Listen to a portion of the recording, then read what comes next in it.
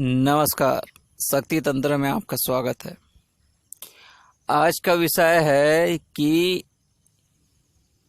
आत्मा को कैसे कैद करें। बहुत से लोग नारियल में कैद कर लेते हैं, कोई फल में कैद कर लेते हैं, तो कोई कांच के शीशे में कैद कर लेते हैं, तो कोई जल में कैद कर लेते हैं। मैंने इसे नींबू में कैद किया था। जब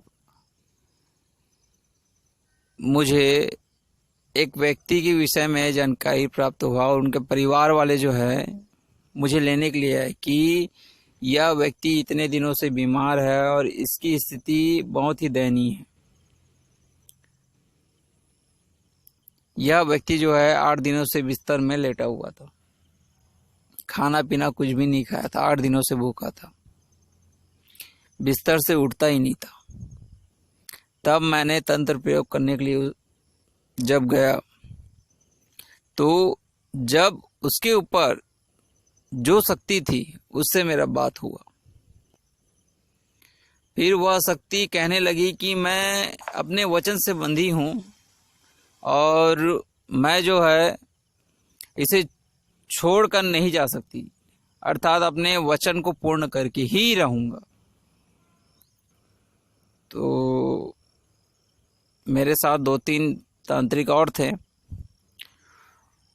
वो लोग क्या किए, एक से एक नए तरीके से प्रयोग करते रहे।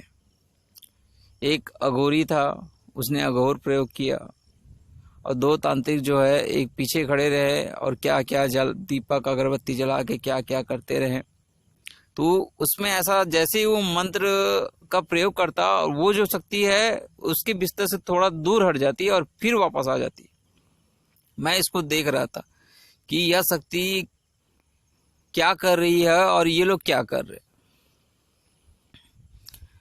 तो जैसे ही मैं अपने मंत्र का प्रयोग करता तो वो क्या करती, मैं नहीं जा सकती, मुझसे बार बार यही बात कर रही थी, मैं नहीं जा सकती किसी भी हाल पे, क्योंकि मुझे इसी उद्देश्य से इसके पास भेजा गया है। अब मैं विवश हो गया, मैं करूं क्या करूं, मुझे कुछ समझ में नहीं आ रहा था। उस वक्त माता काली ने मुझे एक ऐसी शक्ति प्रदान की थी, कीवर्णी माता।